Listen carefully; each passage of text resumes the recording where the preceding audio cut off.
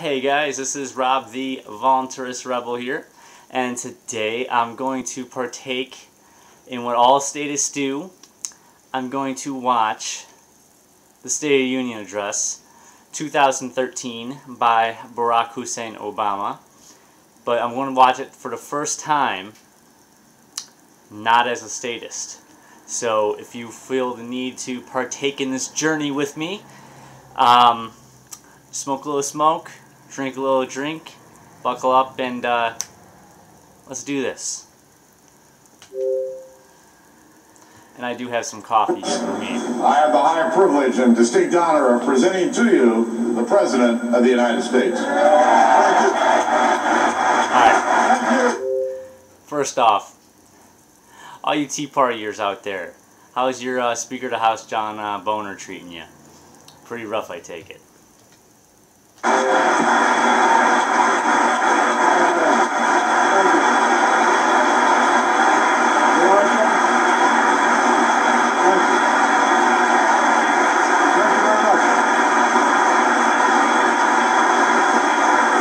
Thank you so much. Thank you. Man, the can's getting cold. It's so weird. Thank you very much. So is Biden. Thank you. Mr. Speaker, Mr. Vice President, members of Congress, fellow Americans. 51 years ago, John F. Kennedy declared to this chamber that the Constitution makes us not rivals for power, but partners for progress.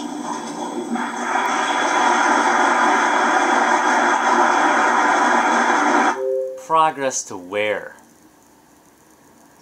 I don't know. I don't know if I can do this. Also, everyone's wearing green ribbons. It's very odd. I have no idea what's going on. Maybe I'm not in tune with what's going on in the news or something. But continuing on. It is my task, he said, to report the State of the Union. To improve it is the task of us all.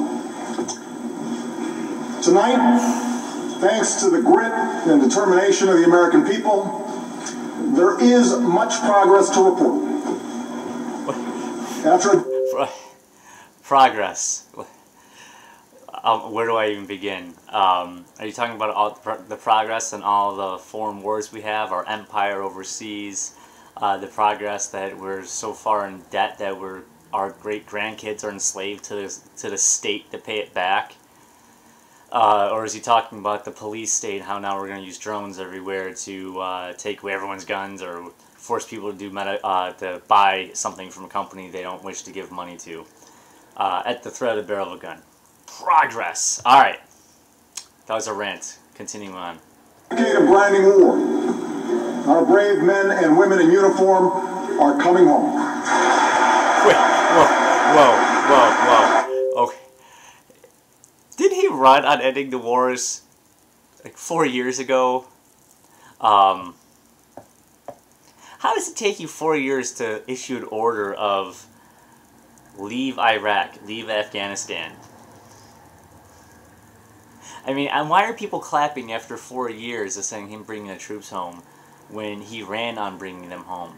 I mean, we've been at war for over a decade. How hard is it to say, hey, maybe we shouldn't have an empire overseas where we're the oppressing force? Just an idea, but yeah, he ran on that over 4 years ago, yet he's still saying it, and people still buy it, and people are clapping for this. I can't believe it.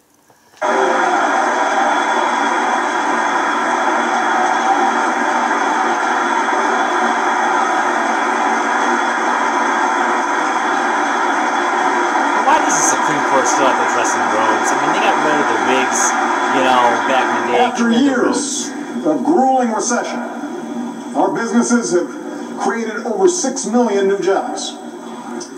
We buy more American cars than we have in 5 years, and less foreign oil than we have in 20. Alright. First off, I'll be honest, maybe that's true. Who knows? But our population's also surged, and we've gone from like 280 some million to over 300 million. So what's 6 million jobs? And on top of that, whenever they talk about unemployment, they always keep taking people off of like the record of who's actually searching for employment. If you take the amount of people that aren't searching for a job and add that to unemployment, it's like 3 times. It's probably close to 20%, if not more. It's all numbers game. If you're into statistics and whatnot, you can make any graph and anything look good if you take certain numbers out and whatnot. Our housing market is healing. Our stock market is rebounding. It's healing because the banks are buying pretty much all the property up and foreclosing people to, you know, getting people off their own houses, and then they're buying up all the land. So I guess that's better than it being in foreclosure. Consumers, patients, and homeowners enjoy stronger protections than ever before. The banks have better protections. So, together, we have cleared away the rubble of crisis. And we can say with renewed confidence. No. They haven't cleared away the rubble of crisis. They just kept digging so far that they can't see the top of said crisis. But the state of our union is strong. I don't know where to begin. The state of our union is strong. First off, not my union. I didn't sign any contract. This is not my union. This is their union, and I'm stuck in it. And so are you. And strong? I mean, the dollar is worth, like, what, pennies? What it used to be just 50 to 100 years ago because of the Federal Reserve. The amount of unemployment. The fact that people's lives, you know, the life expectancy is going down. All the regulations, how we're losing more and more civil liberties, the militarization of police state, yes. I guess their state is strong because the banks have more powers, corporations have more powers, and they're ever growing the police state, and they're ever more controlling our everyday lives and tracking everything we do. So, yes, the state has more control over its slaves, and but me personally, or you personally, your civil liberties are not strong. Your life for freedom, your strive for freedom is not strong because of what the state is doing. So I guess it depends on how you look at it. The state, if you look at it from a state's perspective, the state is strong. The union is strong, but not us. Not the ones that want to be free.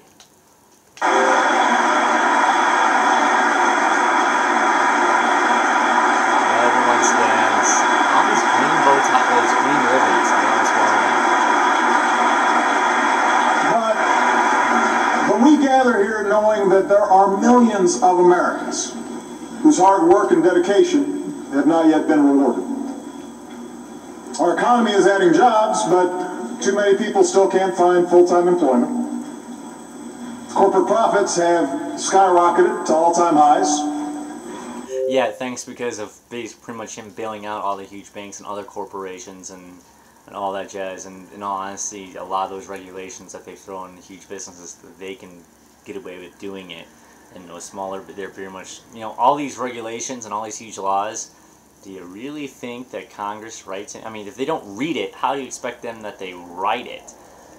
So aren't these big, huge corporations that he's railing against, aren't they writing the same laws that he's signing? And isn't him, by signing those laws, giving those said companies that he hates more power over smaller companies and the average person? Yeah, that sounds about right. For more than a decade, wages and incomes have barely budged. All right, I can't keep pausing. I'm only 3 minutes in. There's an hour. Oh my God, this is going to be a long night. It is our generation's task, then, to reignite the true engine of America's economic growth. A rising, thriving middle class. Why do they gotta play class warfare? I never understand. I mean, I understand why they do it. Of course, only the Democrats stand up because they love class warfare. I'm sorry, that's my minarchist. It is our unfinished task to restore the basic bargain that built this country. We're all the idea individuals. that if you work hard and meet your responsibilities, you can get ahead. No matter where you come from, no matter what you look like. Yeah, tell that to all the pot dispensaries that Obama's ordered the DEA to raid in the last 4 years. Yeah, they could get ahead. Or just talk about all the Amish farmers that just want to sell some raw milk. They're getting ahead too. Or just talk about the entire population for that matter. We're all getting ahead under this kingdom, this serfdom. For who you love. It is our unfinished task to make sure that this government works on behalf of the many, and not just the few. Okay. This is where you have to ask yourself, if you're almost letting go of statism, what the role of government is. The role of government isn't to provide for anything. If you want to say that, I say there is no role for government, but I would compromise at the very least and say that government's there to simply keep you free, not to keep you safe. That's my minarchist hat, if you want to back one step backwards. But forcing people to allow the government to have a monopoly over certain services in which they steal money from you to pay for said services is wrong. No one should ever have to have a gun pointed at their head to buy something they don't want, and that includes any kind of service the government does, whether it's protection services or health services. There should be a free market, and you should be able to take your own hard-earned money and take it to where you want to spend it, not have it stolen from you and say, oh, well, here's road repair, or here's healthcare or police protection, when the police never protect anybody. But yeah, think about that, minarchists and constitutionalists out there. It encourages free enterprise, rewards individual initiative, and opens the doors of opportunity to every child across this great nation.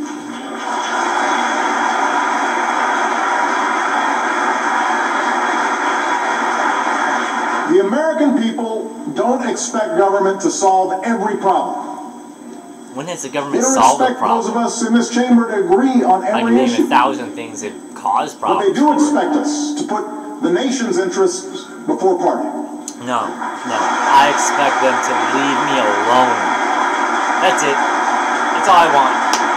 Nothing more, nothing less. Very simple philosophy.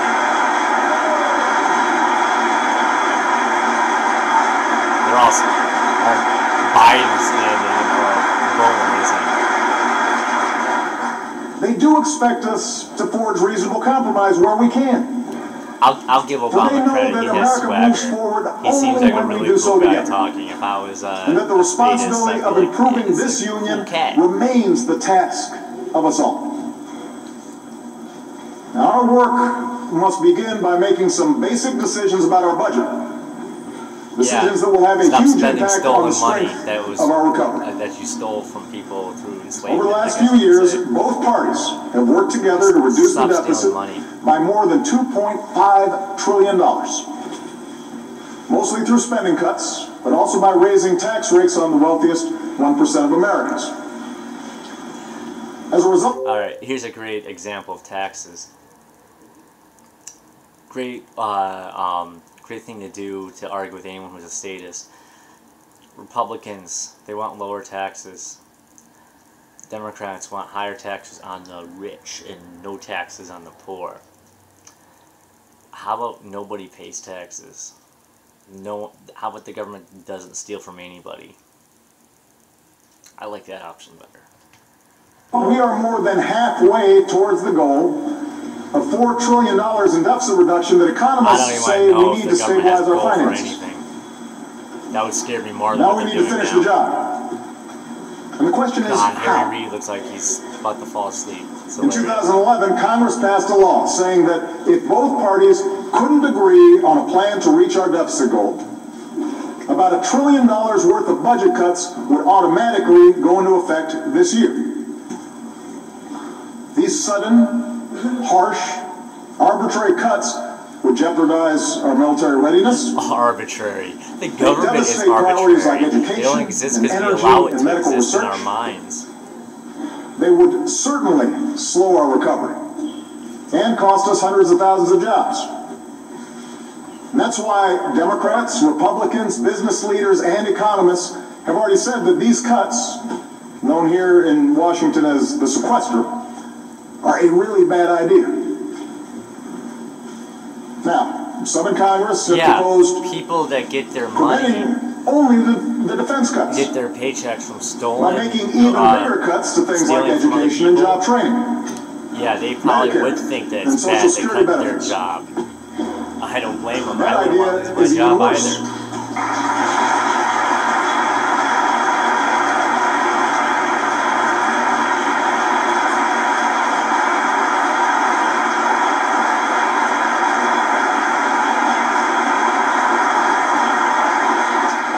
Yes, the biggest driver of our long-term debt is the rising cost of health care for an aging population.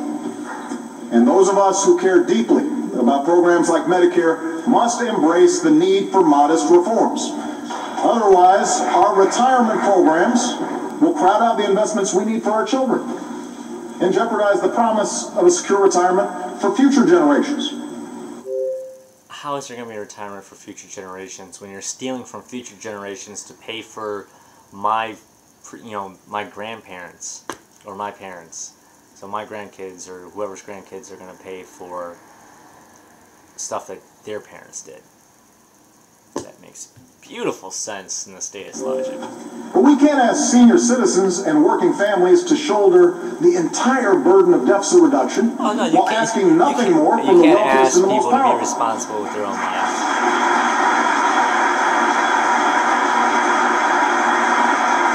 We won't grow the middle class simply by shifting the cost of health care or college onto families that are already struggling, or by forcing communities to lay off more teachers and more cops and more firefighters. Most Americans, Democrats, Republicans, and independents. Firefighters, you can have volunteer firefighters stations in certain towns and whatnot. Or you can just pay to have a fire protection service come out to your house in case you have a fire instead of them stealing money from you. There's free market solutions to such things as protective services like cops or protecting fire services like the fire department. You can have places go out and do these things. Understand that we can't just cut our way to prosperity. They know that broad-based economic growth requires a balanced approach to deficit reduction, with spending cuts and revenue, and with everybody doing their fair share. And that's the approach I offer tonight. I can't believe I used to root on Medicare. I'm prepared to enact reforms that will achieve the same amount of healthcare savings by the beginning of the next decade as the reforms proposed by the bipartisan Simpson-Bowles Commission. Man, Kathleen Sebelius looks evil. Already, the Affordable Care Act is helping to slow the growth of healthcare costs. And the reforms I'm proposing go even further. We'll reduce taxpayer subsidies to prescription drug companies and ask more from the wealthiest seniors. We'll bring down costs by changing the way our government pays for Medicare, because our medical bills shouldn't be based on the number of tests ordered or days spent in the hospital. They should be based on the quality of care that our seniors receive. They should have Todd Kogo on the senator. He looks just like George Lucas. It's really weird. I thought, why is George Lucas here? And I am open to additional reforms from both parties, so long as they don't violate the guarantee of a secure retirement. Our government shouldn't make... How about you just guarantee that you don't use force or coercion against any individual? Instead of promising, oh, we'll keep you alive here and there, just let us keep stealing from you and your grandkids, and we'll take care of you, maybe, before you die. Promises we cannot keep, but we must keep the promises we've already made. Alright, I'll give them that. I mean, senior citizens, they've believed in this their whole life. It isn't really that fair. If we really are going to get rid of the federal government, it does need to be in stages. And we at least need to take care of somehow take care of those people then, but we need to end it at some point. To hit the rest I'd rather of our do it deficit reduction gradual instead target, of a destructive we should do what collapse. leaders in both parties have already suggested. I know all the And voluntarists save hundreds of billions of dollars by getting rid of tax loopholes and deductions for the well-off and the well-connected. After all, Why would we choose to make deeper cuts to education and Medicare just to protect special interest tax breaks? How is that fair? Why is it that deficit reduction is a big emergency, justifying making cuts in Social Security benefits but not closing some loopholes? How does that promote growth? Why do they love using the word loophole, especially Democrats? Now is our best chance people figuring for out ways bipartisan, to prevent them comprehensive from tax the reform that the encourages job creation and helps I bring call that down the people being deficit. smart, not loopholes. I call that the government being dumb to allow that to happen. Or, I guess, smart so there certain people can figure it out.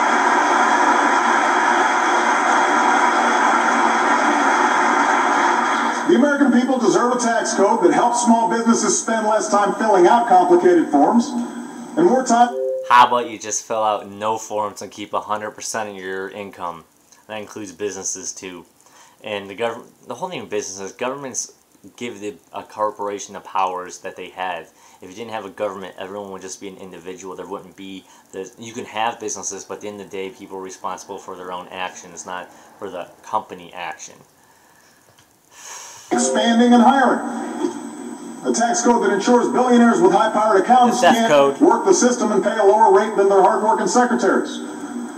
A tax code that lowers incentives to move jobs overseas and lowers tax rates for businesses and manufacturers that are creating jobs right here in the United States. Easy way to create jobs, stop stealing from people who are creating jobs. That's what we can do together. Problem solved.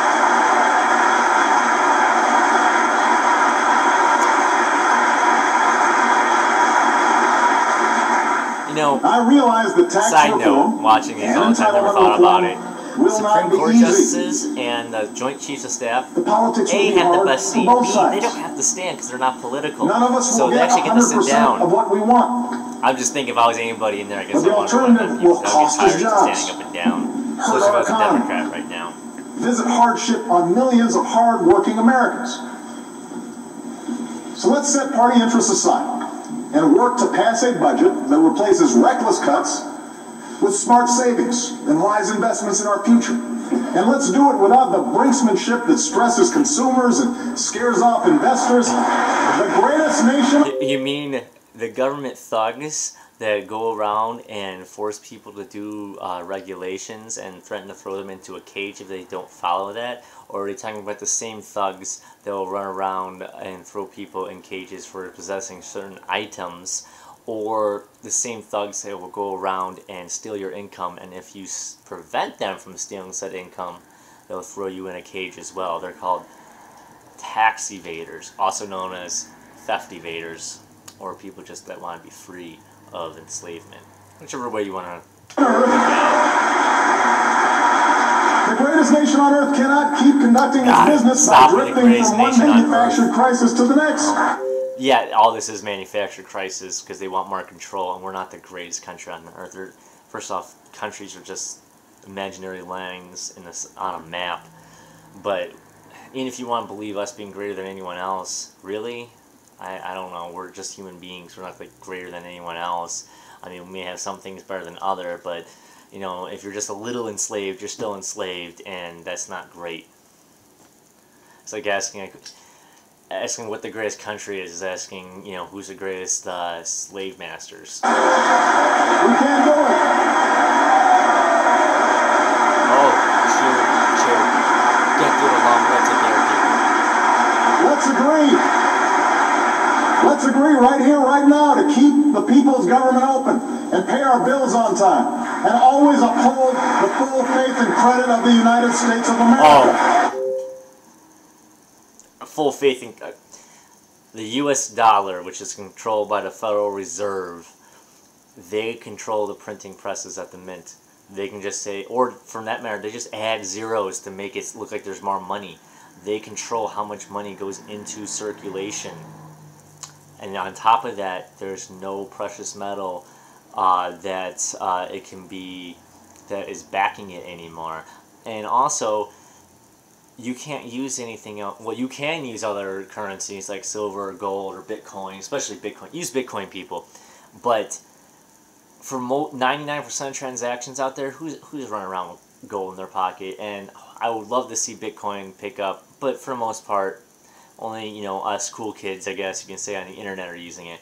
So the US dollar is the only thing you can use, really, for most things on, you know, in your day-to-day lives. They control it. You know, it goes back to, like, you know, the early 19 or late 1800s with factories, factory towns, and they have their own currency, and they can make as much as they want, and you had to buy from their stores. How is that now? How is that different now? And the only reason why it has credit because they say it does. That has faith in it. It's not real, is what I'm trying to say. Let's cheer for the debt slaves everywhere. Yay. Oh wow, there's people not standing up today. The American people have worked too hard, for too long, rebuilding from one crisis to see that elected officials cause another. Now, most of us agree that a plan to reduce the deficit must be part of our agenda. I gotta get more coffee. I'm just gonna let this roll and keep going. Deficit reduction alone is not an economic plan.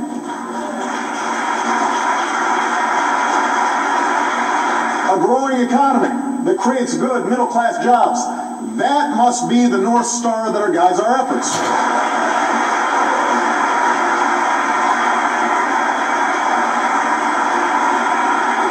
Every day, we should ask ourselves three questions as a nation. How do we attract more jobs to our shores? How do we equip our people with the skills they need to get those jobs? And how do we make sure that hard work leads to a decent living?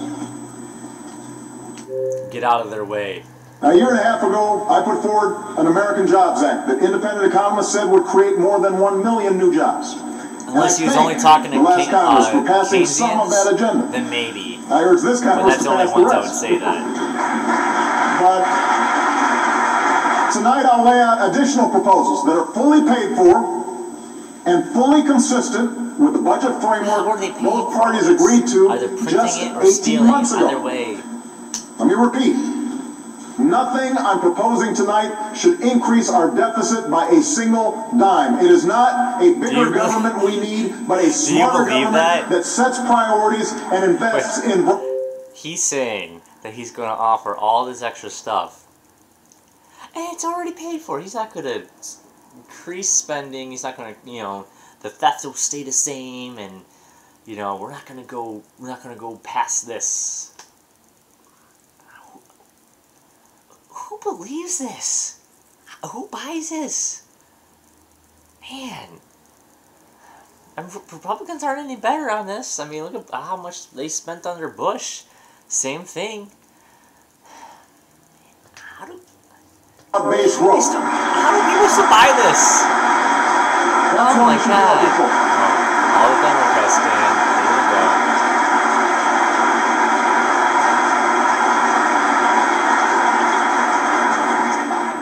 Our first priority is making America a magnet for new jobs and manufacturing. After shedding jobs for more than 10 years, you know, our manufacturers have added about 500,000 jobs over the past 3. Technology's going to get to the point where you see 3D printers now in people's houses. Ford is bringing jobs back from Mexico. Technology won't and this year, Apple will start making Macs in America again. So, in the future, who knows? Maybe all of us will actually have... There are things we can do. Hold on. You know, we'll have our own manufacturing capabilities, like maybe, who knows, a replicator, like really high-end 3D printers. It'll get to the point where most manufacturing won't matter anymore. And he also just said, Tim Cook, they're going to make more Macs in the U.S. Like, they hold up Apple as, like, some great company. I mean, yeah, they make sexy products, don't get me wrong. I mean, I'm not an Apple user, but I can give them the aesthetics quality. It's a, you know, it's a simplistic user interface. It gets a lot done and it looks sexy. But it's made with slave labor. I mean, they actually have nets around Foxconn factories in China where people are so, they hate their jobs so much and they're forced into that enslavement that their only escape is to jump off the roof of the building, and they have suicide nets to prevent them from doing that. But yet, here's the king praising Tim Cook, the head of Apple, for bringing that ingenuity back to the U.S. Right now, to accelerate this trend, last year we created our first Manufacturing Innovation Institute in Youngstown, Ohio. A once shuttered warehouse is now a state-of-the-art lab where new workers are mastering the 3D printing that has the potential to revolutionize the way we make almost everything. I agree with that. 3D printers. There's no reason this can't happen in other towns. So tonight I'm announcing the launch of 3 more of these manufacturing hubs where businesses will partner with the Department of Defense and Energy to turn regions left behind by globalization into global centers of high-tech jobs. Is he a globalist? And I ask this Congress to help Doesn't create make a any network sense. of Does he 15 of want these that? hubs and guarantee that the next revolution in manufacturing is made right here in America. We can get that done.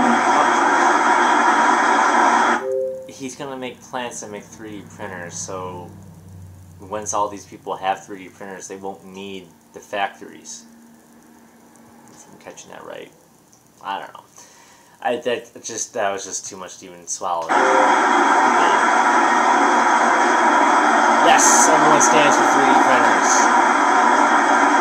I can't believe 3D printers are talked about in the State of the Union address. Man, Now, if we want to make the best products, we also have to invest in the best ideas. Every dollar we invested to map the human genome returned $140 to our economy. Every dollar. Today, our scientists are mapping the human brain to unlock the answers to Alzheimer's. Our scientists. They're developing drugs to regenerate damaged organs, devising new materials to make batteries 10 times more powerful. Okay, side tangent. Now is not the time to Alright, side tangent. Where's battery tech? I mean, we got like, we got these right here, these smartphones that are literally, 10 years ago, would I ever thought I'd be using that to make a YouTube, like, broadcast my image to, like, thousands of people or whatnot? No. Yet, that thing will only last for, like, 5 hours on a charge. Maybe 10 if I'm lucky, if I don't even use it. Like, seriously, battery tech. Come on, people. Scientists. Get on the battery tech stuff. That's just my own geekiness coming out. Battery tech is just, like, god-awful. Batteries should last, like, a month on a charge, not like 7 hours. These job-creating investments in science and innovation. Now is the time to reach a level of research and development not seen since the height of the space race. We need to make those investments. So steal more money from more people and give it to the richer people that know how to use it. Today, no area holds more promise than our investments in American energy. After years of talking about it, we're finally poised to control our own energy future. We produce more oil at home than we have in 15 years. We have doubled the distance our cars will go on a gallon of gas, and the amount of renewable energy we generate from sources like wind and solar, with tens of thousands of good American jobs to show for it. We produce more natural gas than ever before, and nearly everyone's energy bill is lower because of it. It's really a shame if you ever want to look up someone crazy. Over the last 4 years, our emissions of the dangerous carbon pollution that threatens our planet have actually fallen. We pretty much create our entire technological evolution. But for the sake of our children and our future, everything we have from AC to we must do more to combat climate change. He was awesome. Anyways, climate change.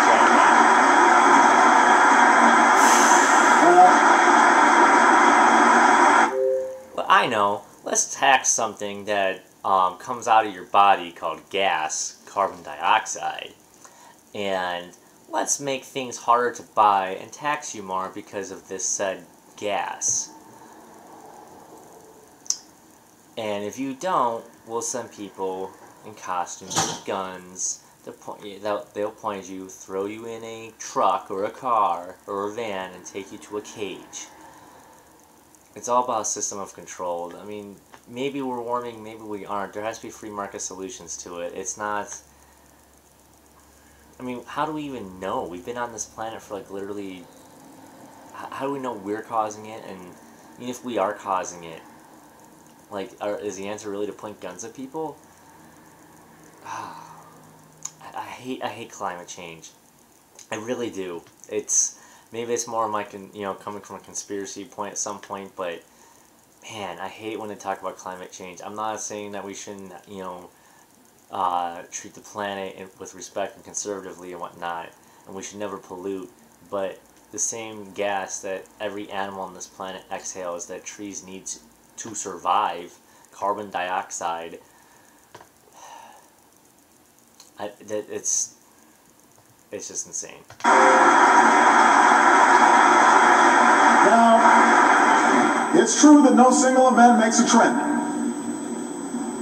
But the fact is, the 12 hottest years on record have all come in the last 15. I don't know. Heat waves. No one clapped. Droughts. Awesome. Wildfires. But I really don't think that's true, to be honest. All are now more frequent and more intense. We also had 2 ice ages. We can choose to believe that Superstorm Sandy and the most severe drought in decades and the worst wildfires some states have ever seen were all just a freak coincidence.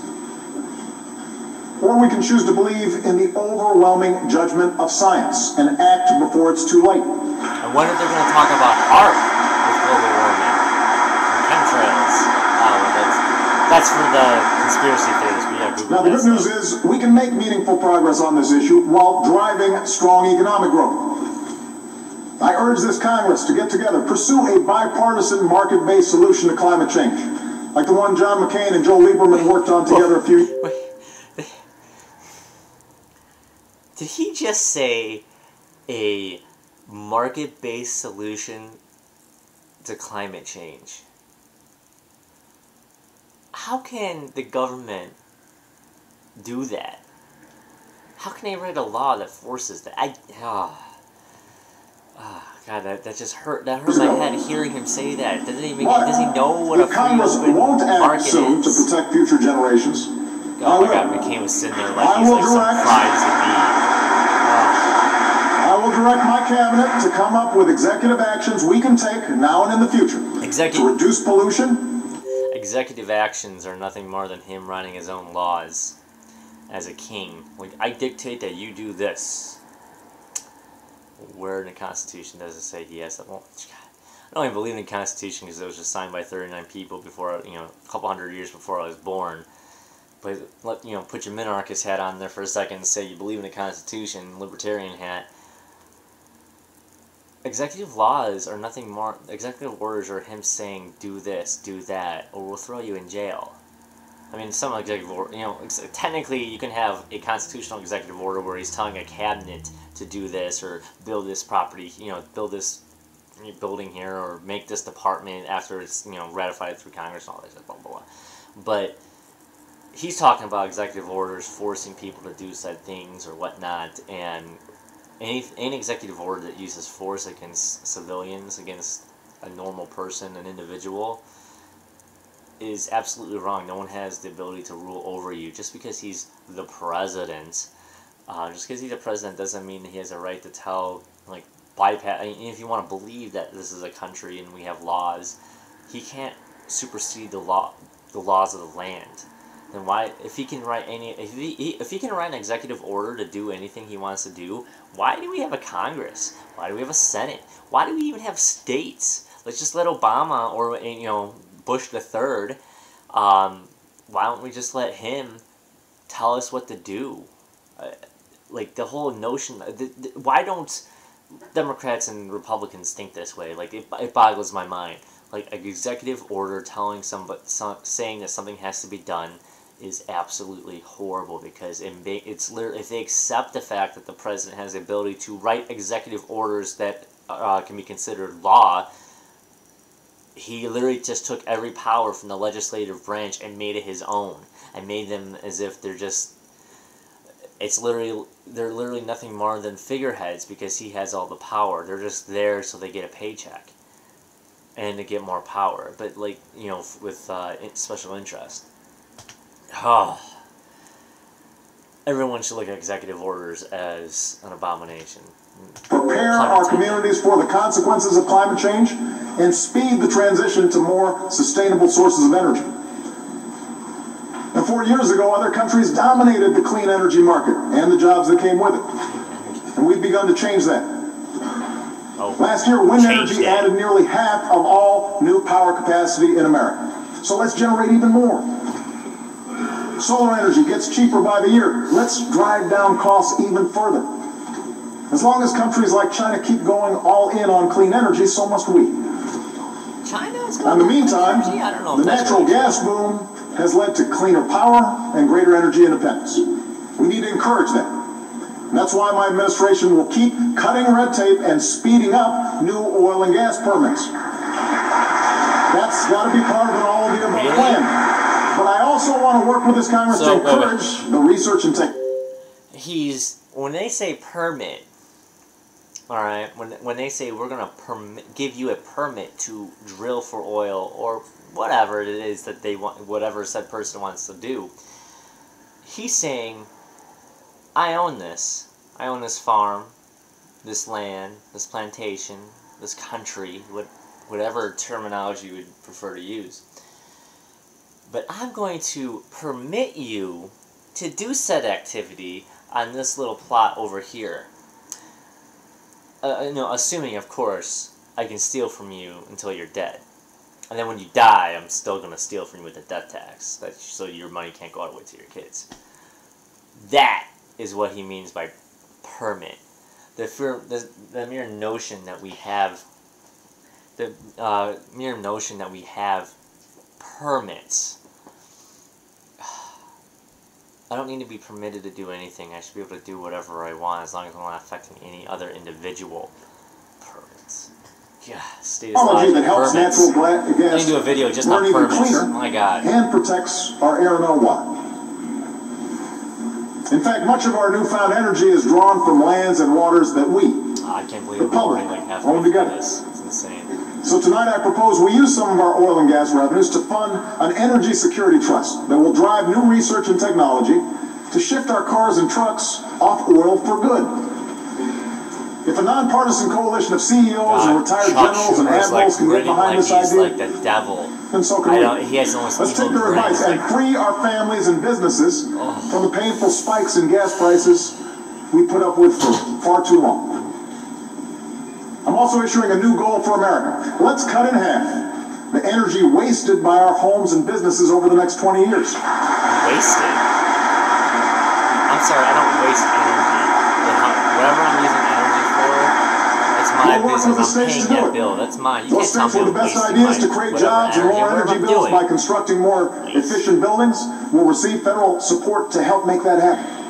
Yeah, which pretty much means we won't steal from you as much. America's energy sector is just one part of an aging infrastructure badly in need of repair.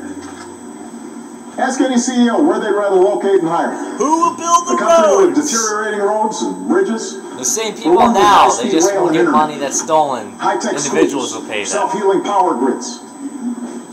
The CEO of Siemens America, a company that brought hundreds of new jobs to North Carolina, said that if we upgrade our infrastructure, they'll bring even more jobs. And that's the attitude of a lot of companies all around the world. And I know you want these job-creating projects in your district. I've seen all those ribbon cuttings.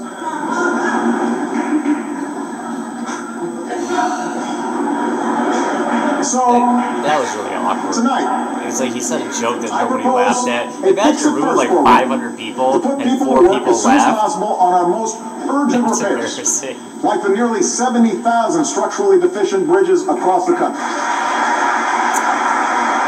It's not the federal government's job to fix roads in other states. It really isn't. Yeah, let's steal money from people in Chicago or New York and fix a road in Wyoming. Taxpayers don't shoulder the whole burden. I'm also proposing a partnership to rebuild America that attracts private capital to upgrade what our businesses need most. Modern ports to move our goods. Modern pipelines to withstand a storm. Modern schools worthy of our children. Let's prove there's government education camps. All through school. School is used to control people. You need to be able to break government education because government education is a scam. It's nothing more not to teach you to think with your mind but schools are used to simply make people obedient. You're supposed to sit in a class all day. You're supposed to learn. You're supposed to memorize this. You're supposed to memorize what these great presidents did in the past, and it's nothing more than conditioning. They're pretty much slave camps where they're conditioned to do what they're supposed to do. I'm a firm believer in homeschooling. Kids should learn. First off, I'm not against education. If you want to send your kids to a private school, a school that you think that is best for your child, then by all means do that. But it's not the government's role to educate your children. That's your responsibility. You should make sure your kids are smart and wise and educated. And if you have to hire personal tutors or multiple tutors or do it yourself, that's what you should do. Nobody should be dictating what your kids learn and how they learn it. That's your call. If you're not ready to do that, you shouldn't be a parent.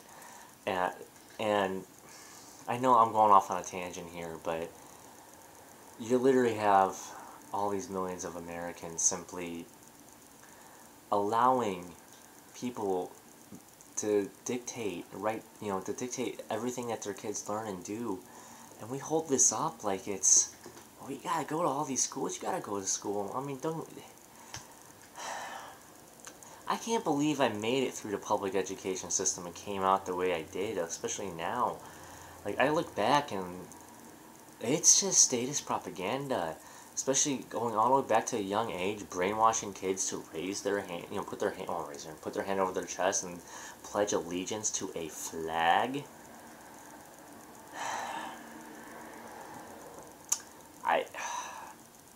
The government has no responsibility to teach your kids. It's immoral, and the fact that they force it upon you is even worse. No better place to do business than here in the United States of America, and let's start right away. We can get this done. And part of our rebuilding effort must also involve our housing sector. The good news is our housing market is finally healing from the collapse of 2007. He looked like he was about to laugh when he said that, literally. Home prices are rising at the fastest pace in 6 years. Home purchases are up nearly 50%. And construction is expanding again. But even with mortgage rates near a 50-year low, I know people that are like too many families with solid credit who want to buy a home are being rejected. Too many families who never missed a payment and want to refinance are being told no. That's holding our entire economy back. We need to fix it. Right now, there's a bill in this Congress that will give every responsible homeowner in America the chance to save $3,000 a year by refinancing at today's rates. Evil Democrats and Republicans have supported it before. Perfect. So what are we waiting for? Take a vote and send me that bill.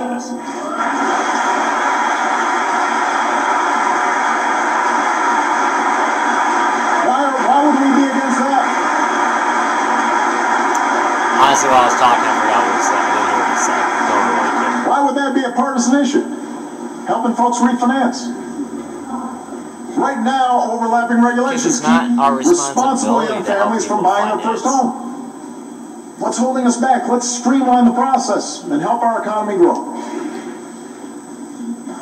And these initiatives in manufacturing, energy, infrastructure, housing, all these things will help entrepreneurs and small business owners expand and create new jobs.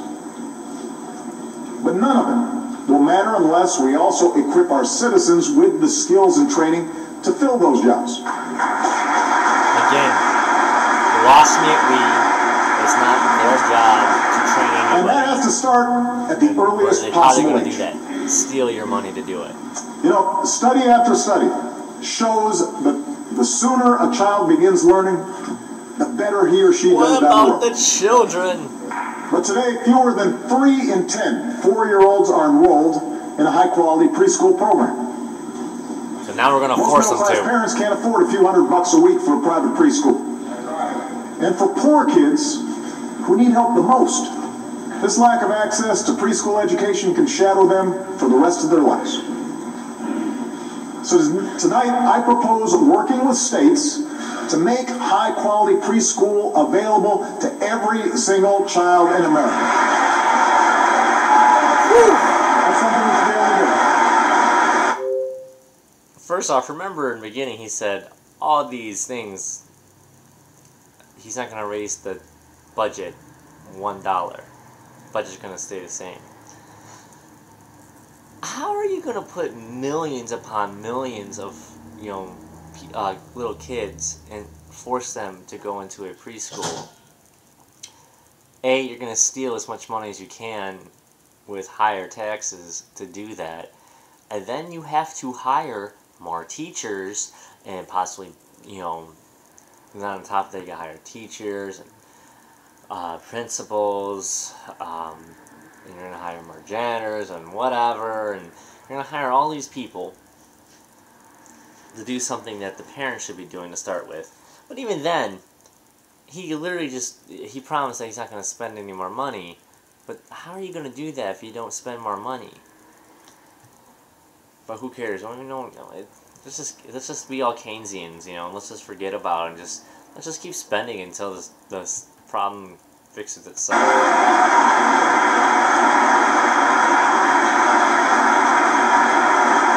Oh, there's Republicans standing for this. On a side note, you do realize if you want to put, let me put my constitutional hat on. There's a time and place when the Republican Party used to actually oppose the creation and then run on dismantling the Department of Education. The Department of Education, if you actually want to believe that the Constitution is the law of the land, which I don't, but if you want to believe that it is, alright, let's pretend. The 10th Amendment of the Bill of Rights, any power not delegated to the states is thereby delegated, any power not delegated to the federal government by the Constitution is thereby delegated to the states or the people. Alright? Nowhere, and I mean nowhere in the Constitution, if you look at the powers of Congress or anywhere else, Article 1, Section 8, that lists all the powers of Congress, they have no authority under the Constitution with the 10th Amendment and the 9th Amendment to run education, to have the Department of Education that dictates how schools should be run. They don't have that authority whatsoever. Now, me saying that probably sounds like, well, you're against kids learning. No, I'm against other people telling us how our kids should learn. Have you ever met these people? Do you think they're good people? I mean, is there anyone out there that thinks that Congress are good? Anyone in Congress is good people, and that they have the authority? That's not even. First off, if you believe in the Constitution or even believe in the federal government, the government has to follow its own laws. I mean, if you don't follow your own laws, what's the point of even making other laws? It blows my mind away. But if you want to go back to the Constitution, they have no authority. And Republicans at one point, actually, way back before I was even born, there were many Republicans that ran on opposing that said thing.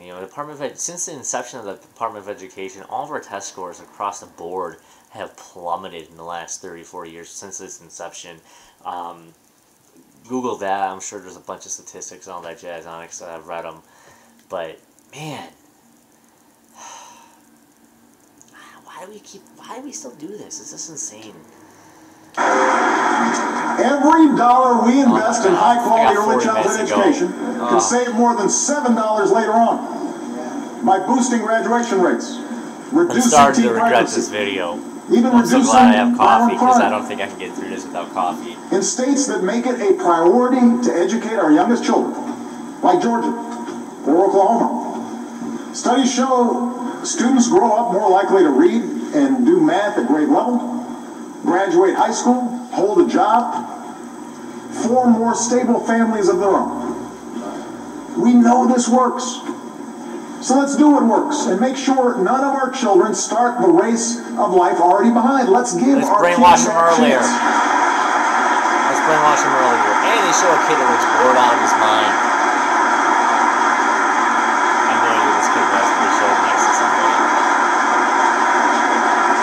Let's also make sure that a high school diploma puts our kids on a path to a good job.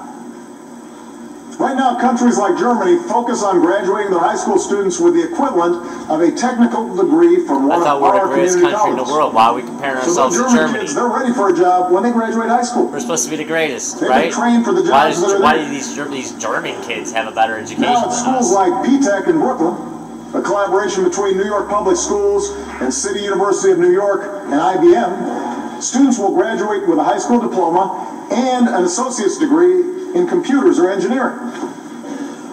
We need to give every American student opportunities like this. Oh, he's sitting next to And McCain, 4 years too. ago, 4 years ago, we started Race to the Top, the competition that convinced almost every state to develop smarter curricula and higher standards, all for about 1% of what we spend on education each year. Tonight, I'm announcing a new challenge: to redesign America's high schools so they better equip graduates for the demands of a high-tech economy. And we'll reward schools that develop new partnerships with colleges and employers. How are And they create going classes to that reward focus on schools? science, technology, engineering, By giving and them math. more stolen money? The skills today's employers are looking for to fill the jobs that are there right now and will be there in the future. Now, even with better high schools, most young people will need some higher education. It's a simple fact. The more education you've got, the more likely you are to have a good job and work your way into the middle class. The class warfare. But today, skyrocketing costs price too many young people out of a higher education. Let me tell you something. I'm not a rich person whatsoever. Well, I'm in the firm belief that you don't need to go to college to do something you love, that you think you can actually succeed at and be, make a business out of it or be successful. You should only go to school if it's in a specialized field that you really want to learn so that you're an expert in it. You can just read a couple things, read a book about business, if you want to be a really big business person, or watch some seminars. You don't need to go to college for that. Teach yourself. If you're going to be an entrepreneur, you don't need school for that. All you need is drive. And I'm saying that because who am I? I'm not exactly Mr. I'm not rolling in the dough, but I hate. The whole college is just a scam. There's so many people with such. I'm one of those people. I went to school. I have a bachelor's degree. I'm just one of those suckers that got pulled into thinking you need a degree and just going to get a degree because that's what you're supposed to do. And it's not. I regret going. I wish I'd done something different. But, at the same time, that's led me to where I am now with my happy wife. So it's a side tangent. It is what it is. I just think school is a, but past is the past. I love where I'm at now. So, but nonetheless, saddle them with unsustainable debt. I hate that they want Through kids to tax go to credits, school, grants, to college so and much. better loans, we've made college more affordable for millions of students and families over the last few I almost years. spit up my coffee in that one. My The God. taxpayers School is can't keep nowhere on near affordable. I subsidizing don't know how higher kids are and paying higher it and higher today. costs for higher education. Colleges must do their part to keep costs down, and it's our job to make sure that they do. It's their job to make sure that colleges have lower. How are they going to do that? So tonight, I ask We'll Congress find to out. change the Higher Education Act so that affordability and value are included in determining which colleges receive certain types of federal aid. How about value? How about you let the market decide the value? If a school is super, super expensive, maybe it's a good school. And maybe they have really great professors that deserve that much money to go there. And you need to save up money to go to that said school. And vice versa. Why do we need to, educate, like it or not, especially higher education, like college and whatnot, universities, let the market decide the value. Don't force a value. You're basically saying, you guys can't make that much money because you're charging too much, even if they have a huge demand for their said product, their services. Their services is educating these people. And they're willing to pay top dollar for it. And they're saying no. You can't have that dollar. You need to make it more affordable for the person that can't afford it. Now, it sucks for the person that can't afford it, I agree, but it's not the government's job to make it cheaper. It's not the government's job to do my anything administration anyway, will release a new college scorecard that parents and students can use to compare schools based on a simple criteria: where you can get the most bang for your educational buck. Now, to grow our middle class, our citizens have to have access to the education and training that today's jobs require. But we also have to make sure that America remains a place where everyone who's willing to work, everybody who's willing to work hard, has the chance to get ahead. Our economy is stronger when we harness the talents and ingenuity of striving, hopeful immigrants. And right now, leaders from the business, labor, law enforcement, faith communities, they all agree that the time has come to pass comprehensive immigration reform. Now's the time to do it. I made a video about this right before this. Go watch it. Immigration, alright? Whenever a status, if you're a status out there, whenever a state says immigration policy, they're assuming that this so-called government that controls a certain area of land on this planet called Earth can dictate where other people that live on this planet can move to. If you're a free individual, no one has the authority to tell you where you can or cannot move. It's disrespectful to say, well, we'll let so many people come in here as long as they, get documented. That's just a bunch of people. I think that a lot of people want better immigration and whatnot, like these laws laxed or whatnot. And I'm saying this in a different way. They want them documented, and they want all these immigrants are here illegally. I hate that, but illegals stay illegal. And I'm gonna tell you why. You do so because you're undocumented. I wish I was undocumented. Well, I guess theoretically I could become undocumented, but think about it. Undocumented workers, they don't pay tax. They don't have any money stolen from them, and the government has no idea who they are or where they live. That sounds awesome. And no, they want to know where you are and they want to stay. Oh, and they want the votes for them. That ability. It's insanity. And it's pretty much immigration is used as who can win over as much people to vote for them means in the stronger elections. Border security, and we can build on the progress my administration has already made, putting more boots on the southern border than at any time in our history. Google Fast and Furious. I mean, seriously. The Obama administration was caught red-handed selling, I think, thousands of fully automatic and military-grade rifles to Mexican drug cartels, and in exchange they also allowed said drug cartels for some information on other drug cartels to import tons of coke and pot and whatnot. Now, mind you, I don't care if people do any kind of drug, but we're talking about border security where, how many people have died in Mexico? 40-some thousand? I mean, we literally have, on our own, on the American border in the Southwest, hundreds of people dying, a month or a week? I've lost count, but, you're looking at, last time I read the death toll in the last 5 years, it was 40,000 people. And that's caused by us. We've been arming these drug cartels. We allow them to exist. And the only reason why they have power is because we make said drugs illegal. So, which drives up the demand huge. And the only people willing to actually risk being thrown in jail are the people that are running these cartels and the people that have, basically bad guys. But at the same time, we're the bad guys because we allow that to really happen. Well, the government's the bad guys because they really allow that to happen. And not only allow it, they support it. They arm them. We're literally arming these drug cartels. They're causing all this violence on the border, and you're talking about making the border more secure. How about you stop How about we never arm them? And how about we take away the reason why they're arming?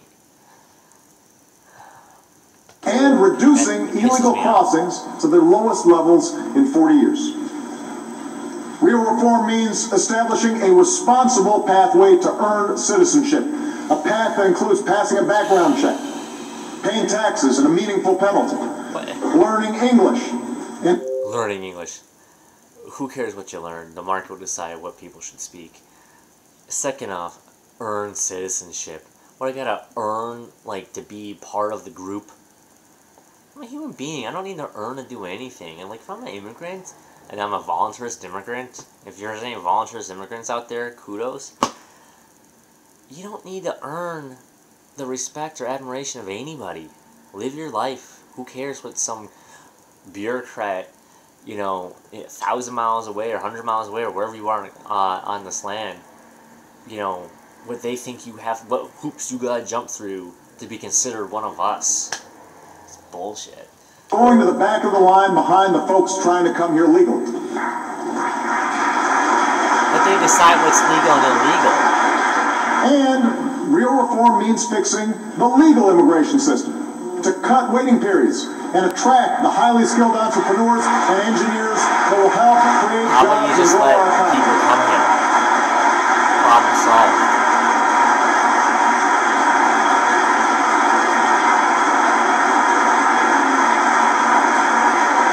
Listen, conservatives, if you believe in the free market, which you spouse that you do, the free market is not just products and businesses, it's people as well. You should be able to freely move not just product, and not just information, not just ideas, but people. People should be able to move wherever they want. Just because there's a government doesn't dictate where someone can or cannot live. Just because you move from where there's a line, an imaginary line that you cross, you're not more or less free. You're a free, sovereign, human being, an individual with natural rights. Just because you're on one side of a line drawn on a map hundreds of years ago by people that are long since dead means absolutely nothing. You are a free person regardless of where you are on this planet. And to dictate that, well, because you're on our land, we're going to grant you said privileges or rights or what have yous, and they should not have the... Why do we give these people authority to dictate who is freer than others? It just makes us go against each other. We know we're all human what beings needs to in be this done. fight for freedom. And as we speak, bipartisan groups in both chambers are working diligently to draft a bill, and I applaud their efforts. So let's get this done. Send me a comprehensive immigration reform bill in the next few months, and I will sign it right away, and America I'm drinking this too much. I need to go get back.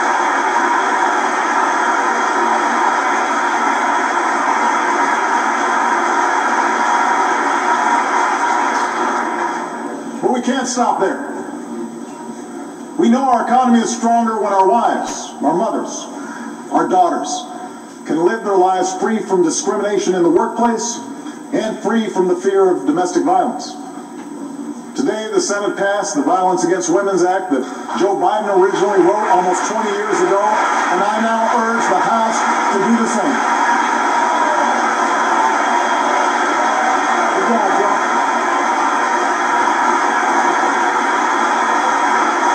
Joe. Okay. Putting my minarchist, constitutionalist, libertarian hat on. Again, Congress, the federal government, the legislature, they have no authority to write laws of violence against other people. If you believe in the Constitution, read Article 1, Section 8, read the powers of Congress, read the 9th and 10th Amendments. They have no authority under any circumstance to write a law that they don't have the ability to do so. They don't have the right under law to say what violence is and how people should be thrown in jail or whatever. They're probably somehow using the Commerce Clause under it. Now, theoretically, if you believe in a government, if you're a statist, even if you're a minarchist, the states would then have the authority to do that. Your local county or city can theoretically write laws about said thing. But the federal government has no authority to write that. Whether their intentions are 100% sincere, they literally don't have the authority to write any of these laws. That's my constitutionalist side coming out. I'm not a constitutionalist anymore. And I ask this Congress to declare that women should earn a living equal to their efforts, and finally pass the Paycheck Fairness Act this year.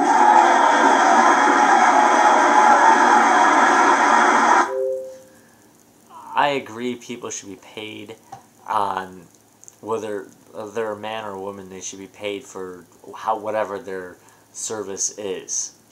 I agree with that, and they should be paid accordingly to how well they perform.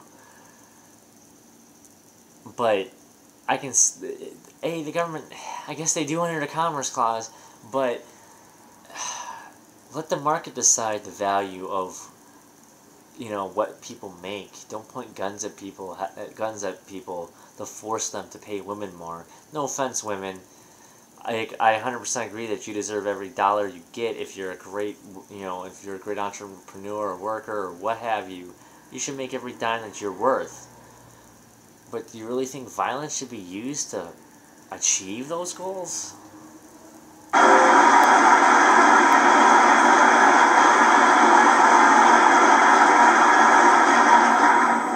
We know our economy is stronger when we reward an honest day's work with honest wages.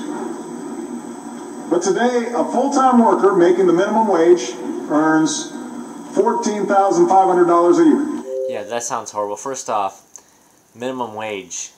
The fact that the government can dictate how much money a business owner can pay their employees. Alright, if you're a business owner, if you're running a business, you should be able to decide how much money you pay your employees. If someone wants to work for $1 an hour, that's their prerogative. They can quit. Most people, let the market decide. And on top of that, if you got rid of minimum wage, a company could actually hire more people because they have more money to spend on those people. If they have more people working, yeah, they would make less money, but more people would be employed. And if more people are employed, more people theoretically could buy things. Competition would increase, and things would decrease in value. I mean, minimum wage holds back employment, and it just holds back everything. I mean, let the free market decide what it is. Businesses will pay you what they think you deserve, and if you don't think you deserve more, quit.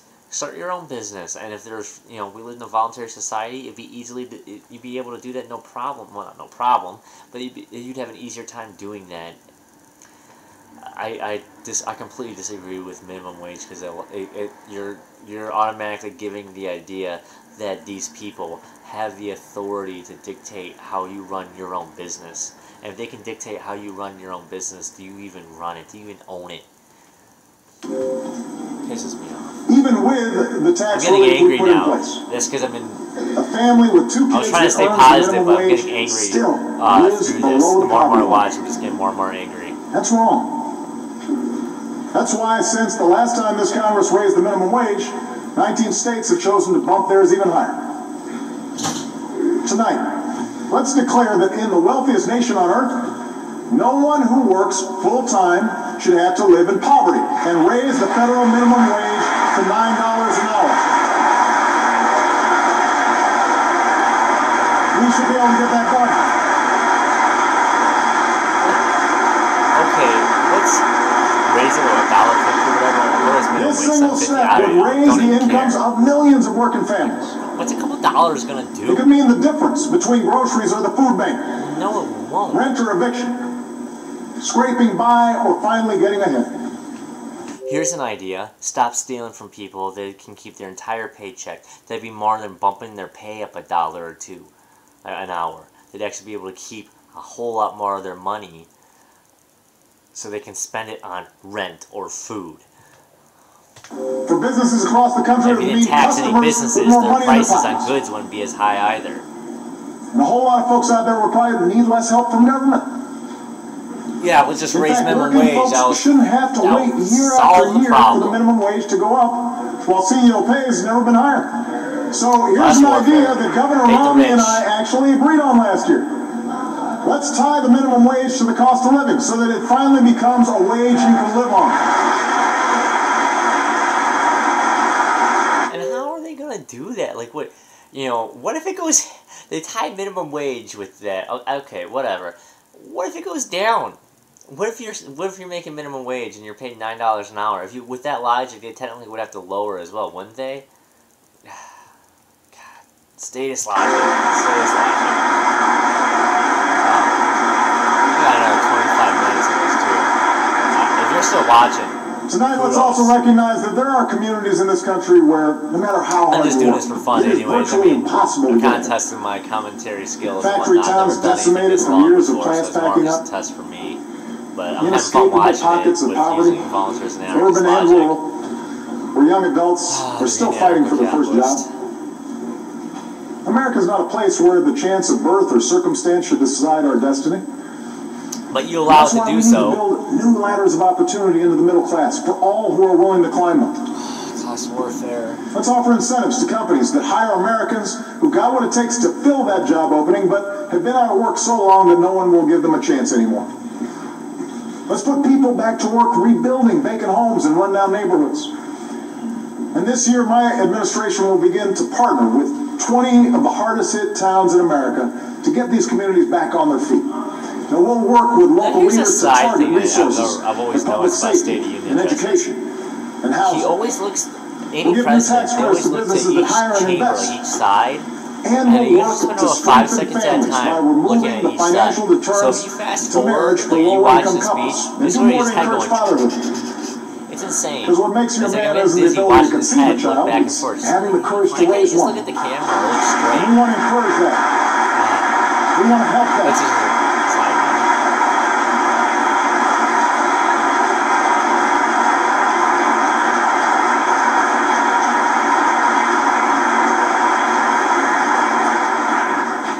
Stronger families, stronger communities, how can the government a stronger America? It is this kind of prosperity, broad, shared, built on a thriving middle class, that has always been the source of our progress at home. It's also the foundation of our power and influence throughout the world. Tonight we stand united in saluting the troops and civilians who sacrifice every day to protect us. Because of them, we can... Are they really protecting us? How is being an occupying force on lands on the other side of the planet of people you've never met protecting us? From what, the boogeyman Al-Qaeda that we created in the 80s to fight the Russians? The ones that we used to overthrow Gaddafi? The ones with the whole Libyan war that he did all on his own? Or the same Al-Qaeda that rebels that were supporting the overthrow Assad in Syria? Not that I'm defending Assad or Gaddafi, but these same people that our soldiers are keeping us safe from? Yeah.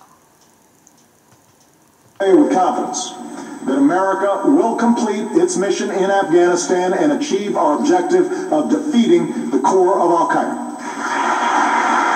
We support Al-Qaeda. We really do, in Libya and in Syria.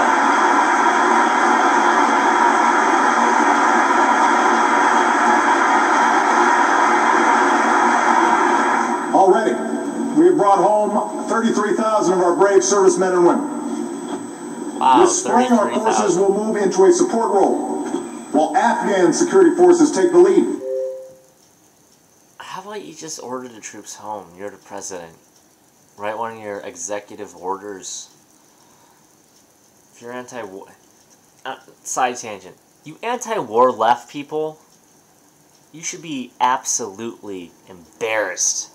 Embarrassed. Like, you railed against Bush, yet here's your guy who is more of a warmonger than Bush ever was. I mean, even if you got your status hat on, At least he actually got a vote in the Congress. This man went to war without even consulting Congress in Libya.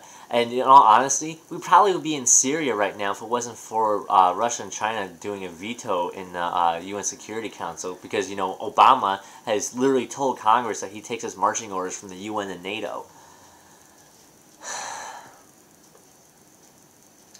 Where the hell is the anti-war left? I would love to know. What, because a Democrat is in office, you're okay with him literally dispatching robots in the sky to bomb countries, to bomb people on the other side of the planet, like in Pakistan, Somalia, Yemen, Libya? I mean, this is insane. I mean, he literally has used drones to assassinate American citizens on the other side of the planet. He signed a document, the NDAA, from a couple of years ago that gives him the ability to literally kidnap any American citizen using the U.S. military and detain them indefinitely with no sort of due process to speak of. Seriously, anti-war left. You should all be ashamed of yourselves. Tonight, I can announce that over the next year, another 34,000 American troops will come home from Afghanistan. This drawdown will continue, and by the end of next year, our war in Afghanistan will be over. Do you buy that? Do you even believe that? I mean, he said he's going to end the war in Iraq. We still have like 50-some thousand troops or 30-some thousand troops. Beyond 2014, America's commitment to a unified and sovereign Afghanistan will endure. But the nature of our commitment will change.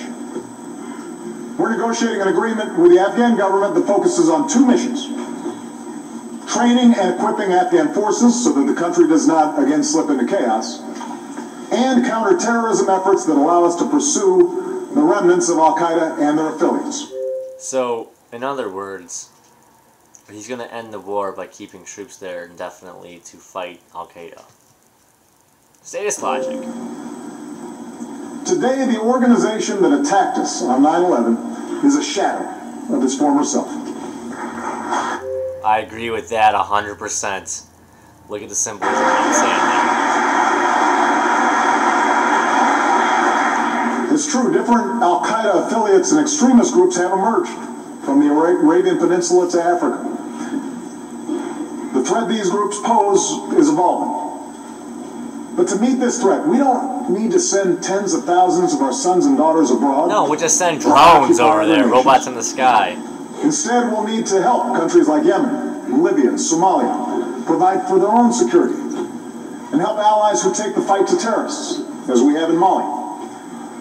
And where necessary, through a range of capabilities, we will continue to take direct action against those terrorists who pose the gravest threat to Americans. The greatest threat to Americans is our own government. Not some people with AK-47s in the middle of the desert. We must enlist our values in the fight. That's why my administration has worked tirelessly to forge a durable legal and policy framework to guide our counterterrorism efforts.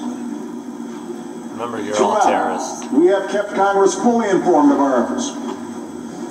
Now recognize that in our democracy, no one should just take my word for it that we're doing things the right way. So in the months ahead, I will continue to engage Congress to ensure not only that our targeting, detention, and prosecution of terrorists remains consistent with our laws and system of checks and balances, but that our efforts are even more transparent to the American people and to the world. Of course, oh God, when Obama talks about transparency, our challenges don't end with Al-Qaeda. America will continue to lead the effort to prevent the spread of the world's most dangerous weapons. The regime in North Korea must know they will only achieve security and prosperity by meeting their international obligations. Provocations of the sort we saw last night will only further isolate them.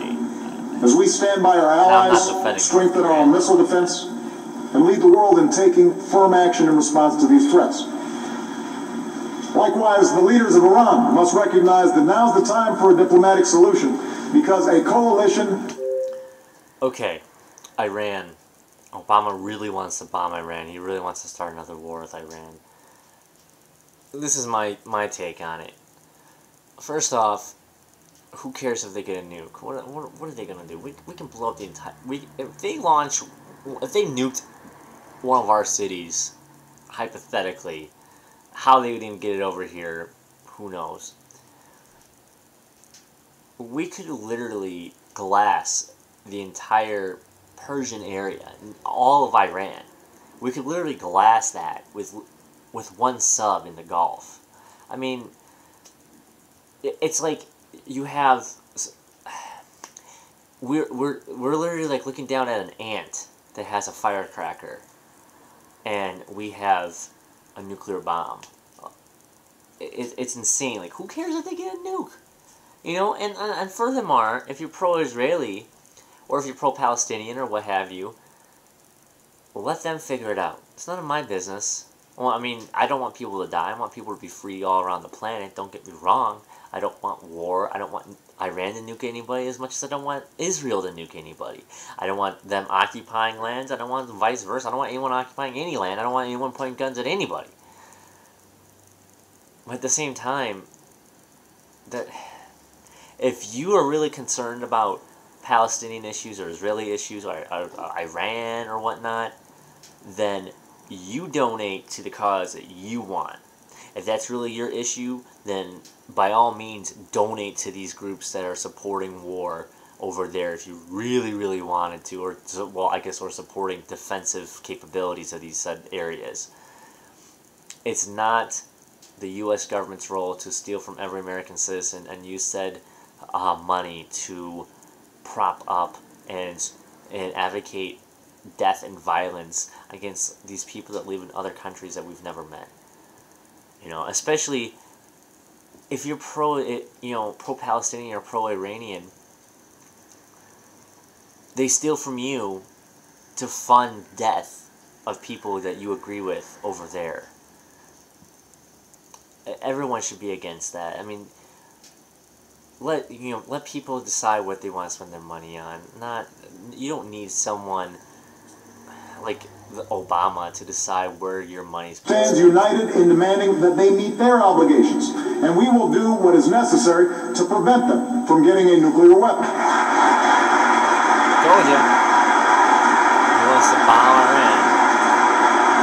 And everyone claps to, hey, let's score a war with Iran. They can't get a nuke. At the same time, we'll engage Russia to seek further reductions in our nuclear arsenals and continue leading the global effort to secure nuclear materials that could fall into the wrong hands. Okay. We're never going to get rid of nukes. That's a pipe dream. And him saying that's a pipe dream. In all honesty, when they reduce nukes, you're talking about them reducing nuclear bombs that were probably built in the 50s that are deteriorating, or in the 60s, or even maybe 70s. But they're just talking about getting rid of their a back arsenal that is deteriorating because of old age. That's all they're, in my opinion, that's all they're really talking about, and they're trying to spin it so it sounds like they're getting rid of some nukes. Even if we got rid of half our nukes, we'd still be able to blow the planet 100 times over. I mean, so we reduce a couple of warheads. That's like a drop in the bucket. It really means nothing. Because our ability to influence others depends on our willingness to lead and meet our obligations. America must also face the rapidly growing threat from cyber attacks. Now, China does do a lot of cyber hackers attacks. steal people's identities and infiltrate private emails. We know foreign countries and companies swipe our corporate secrets. Now our enemies are also seeking the ability to sabotage our power grid, our financial institutions. Yeah, so instead of having government monopolies, let the free market decide on power. We cannot look back years from now That way there's and wonder competing why companies we of one did fall, nothing so in you the just go face to someone of else. real threats to our security and our economy. And that's why earlier today, I signed a new executive order that will strengthen our cyber defenses by increasing information sharing and developing standards to protect our national Have you noticed security. presidents always sign executive orders the week of or the day of the State of the Union address? now, If this was so important, why didn't he Congress write this executive must order act when he as got well into office 4 years by ago? passing legislation to give our government a greater capacity to secure our networks and deter attacks. This is something we should be able to get done on a bipartisan I gotta basis. admit, Obama has really good mannerisms. He's a good orator. Now, even as we protect our people, we should remember that today's world presents not just dangers, not just threats. He kind of It presents reminds me opportunities of the to governor boost from American Walking Dead. If exports, you guys ever watch support Walking American Dead, jobs, and level the he playing has his field in the swagger. growing markets of Asia. We intend That's to a complete weird negotiations on a comparison. trans-Pacific Thinking out loud, I partnership. just saw the last episode. And tonight I'm announcing that we will launch talks on a comprehensive transatlantic trade and investment partnership with the European Union. Because trade that is fair and free across the Slave Atlantic masters trading supports with slave millions of masters. good-paying American jobs.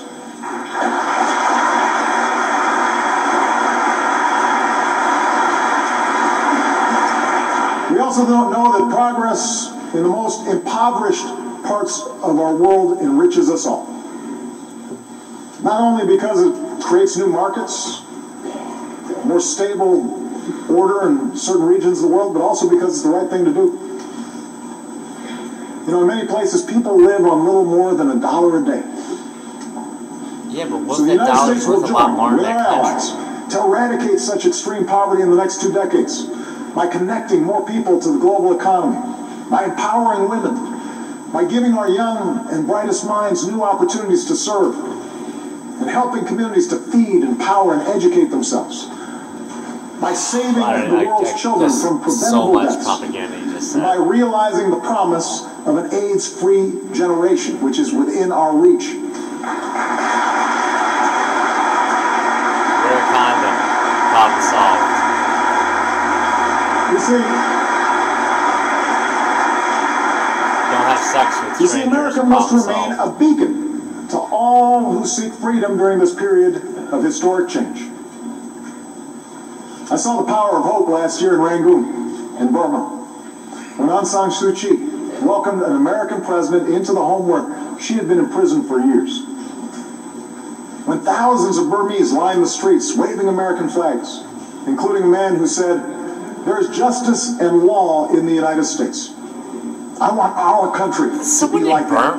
Does someone over there even know In the defense laws of of the freedom, United States? What, will like, remain the they anchor of probably strong are alliances from the Americas uneducated to on what even Africa, goes on in this from country. Europe to Asia. Maybe I'm wrong. In the Middle East, Maybe we will it's someone that's stand very with citizens as they knowledgeable, but demand their universal rights God, they should and choose the support rights. stable transitions to democracy. Democracy is two wolves and a sheep arguing over what's for dinner. I'm against democracy. I'm for freedom. Democracy only leads to majority rule, telling the other people what to do. But even then, that's nothing more than a facade, because the controllers of that democracy really pull the strings, and they really put the vote of what they really want. We've been lied to that democracy is some sort of way to freedom. How's that working out for us? I mean, really, technically, no, okay, constitutionalists were supposed to be a constitutional republic. Yeah, whatever. That went out the door in the beginning years with Washington and Adams and whatnot, with everything from the Whiskey Rebellion to the Alien Sedition Act, so get over yourselves. But we've been told that democracy is for freedom, and I kind of equate that to how anarchy is destruction and mayhem.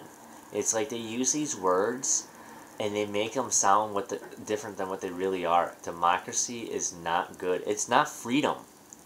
Democracy is not freedom, and anarchy is not violence.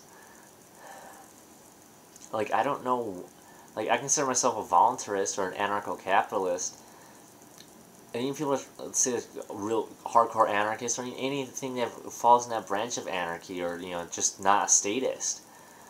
I have not talked to or seen one of them advocating violence. They all follow the non-aggression principle, that you don't use violence against other people. If you're an anarchist, and the reason why you are an anarchist or a voluntarist or an anarcho-capitalist or any kind of anarcho whatever, you don't believe in rulers. You don't believe that you should be ruled. But if you cause any kind of violence or mayhem over other people, you're doing that. You're ruling over them. You're contradicting yourself. So, like I said, it's the way they use words just pisses me off. It's all the way they use it. They make words sound like they're not. We know the process will be messy. And we cannot presume to dictate the course of change in countries like Egypt. But we can and will insist on respect for the fundamental rights of all people. You're almost there. We'll keep the pressure on a Syrian regime that has murdered its own people. And support opposition leaders that respect the rights of every Syrian. And we will stand steadfast with Israel in pursuit of security and a lasting peace. Support Israel. Bomb Syria. Let's go to war there too. Why not? These are the messages I'll deliver when I travel to the Middle East next month. And all this work depends on the courage and sacrifice of those who serve in dangerous places at great personal risk. Our diplomats, they know the risk that they go into. Intelligence officers, and the men and women of the United States Army. Okay, diplomats. All right, the whole Benghazi thing a few months ago in Libya, like, there's such huge cover-up with that. There has to be. I mean, we had forces nearby, and they were ordered to stand down and allow an attack to happen. And it wasn't a protest; it was an attack. And it was about some, made-up YouTube film that probably doesn't even exist. I mean, it was orchestrated. And they're showing some of the Joint Chiefs right now, and they just, one's grinning, and the other two look pissed off. Also, side note, any vets out there, or any active duty that's actually watching this, oath keepers. Commander-in-Chief, we will do whatever we must to protect those who serve their country abroad, and we will maintain the best military the world has ever known.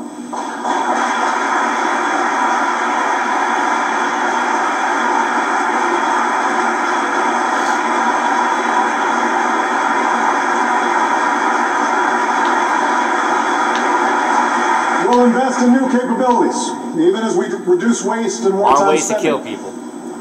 We will ensure equal treatment complex. for all service members and equal benefits for their families, gay and straight. Oh. Okay. Alright, let's make sure everyone gets the same amount of we will draw upon money. the courage and skills of our sisters and daughters and moms, because women have proven under fire that they are ready for combat. We will keep faith. Yeah, all you statists out there that you believe in equality, I believe in equality too. But if you believe in a state and you believe in equality, you should believe that women should have to sign up for the selective service just like men. If I'm 17 or 18 or whatnot, and I make it drafted just because I'm a male, not a female. Females should be drafted just as well. I don't agree with draft or anything like that. I don't even believe that money should be stolen, people should be forced to do anything. But if you're going to use statist logic, let's get the other half of the population to sign up for selective draft. Investing in world-class care, including mental health care, for our wounded warriors.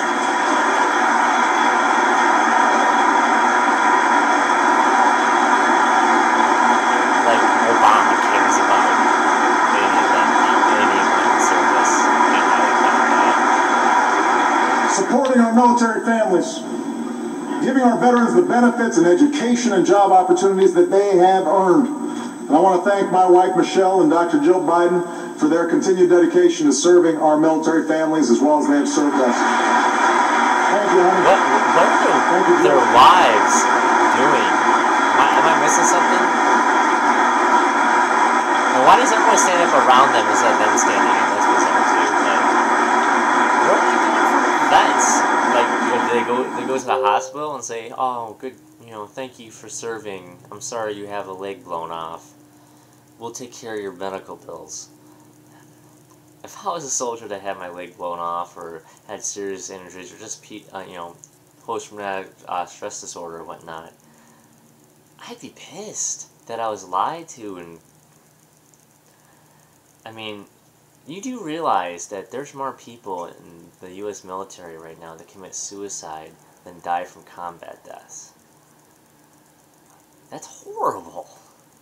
It's absolutely horrible, and this is happening now. Defending our freedom, though, is not just the job of our military alone. We must all do our part to make sure our... If the military defended freedom, they would attack the government. They don't defend freedom. They never had.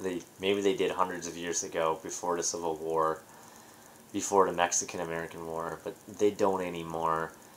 They serve the government's interest, and the government serves corporate interests, and vice versa. And it's been like that for a very, very, very long time. I mean, it's been like that probably since the War of 1812. And even then, that war probably... God-given rights are protected that's here as far at back home. as I can go back and say that that's maybe when That they were still defending includes freedom. one of the most fundamental rights of a democracy, the right to vote. The right to vote.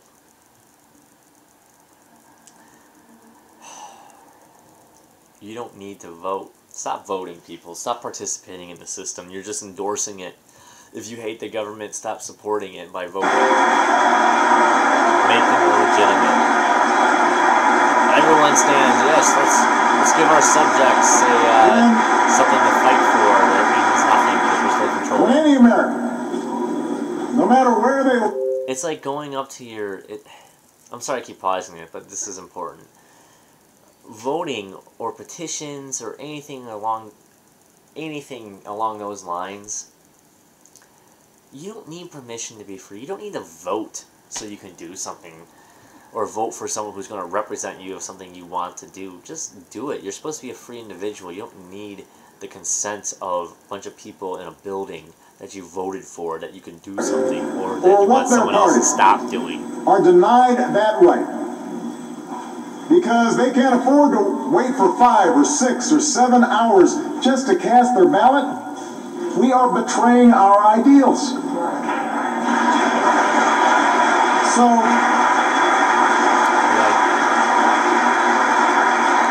So tonight I'm announcing a nonpartisan commission to improve the voting experience in America. And nonpartisan is a joke because it's just a bunch of Republicans and Democrats who are both statists that both believe pretty much the same thing. They just disagree about who's actually controlling said thing. It definitely needs improvement. I'm asking 2 longtime experts in the field who, by the way, recently served as the top attorneys for my campaign and for Governor Romney's campaign to lead it. We can fix this. They're going to have their top lawyers on it. Demand it, I and love so that. does our democracy. That sold me. I want Obama's and Romney's top lawyers to solve how we vote for them.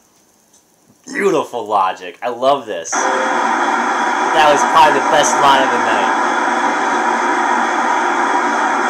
And everyone's clapping. Of course, what I've said tonight matters little if we don't come together to protect our most precious resource. Children. Our children. That's right. Someone said that. 2 months since Newtown. If a politician says, it's for the kids, be prepared to lose some civil liberties. I know this is not the first time this country has debated how to reduce gun violence. But this time is different. No, it's not. This time is not different. Did you realize gun violence across the board in the last 20 years has plummeted? It's only that, first off, our population has grown a lot in the last 20-some years, so there's more of us. But even then, the amount of actual gun violence has gone, maybe not in hot spots like here in Chicago, I mean, hell, there's like 500 some homicides last year. But I'm saying, if you look at the nationwide totals of how many people there are, how many gun owners there are, and how many guns are in circulation, and how many people are actually killed by guns, it's dropped a lot. I mean, yeah, you see some of these, you know, huge shootings, but at the same time, all these shootings take place in locations that are gun-free zones, so everyone there is not packing. So if there's no defense, it's open target for somebody. You know, if just say like 5 people in any of these locations had a gun on them, they could take out that person, or at least draw fire from that person so they couldn't shoot at innocent people. I mean, if you own your body, you have the right to hold whatever you want. It has nothing to do with what's written on a piece of paper. I mean, if you want to be a statist and believe in the Constitution and believe in the Bill of Rights, yes, the Second Amendment says you have the right, you know, the right to bear arms shall not be infringed. But just because it's on a piece of paper doesn't mean you actually, that, you know, that they can dictate that right. You, by the fact that you're accepting the Bill of Rights is saying that they have the authority to tell you what rights you do or do not have. You have natural rights. Just because they're telling you yes or no, and just because a document tells you yes or no, means nothing. Nothing. You own yourself, and you own the right to defend yourself, no matter where you are.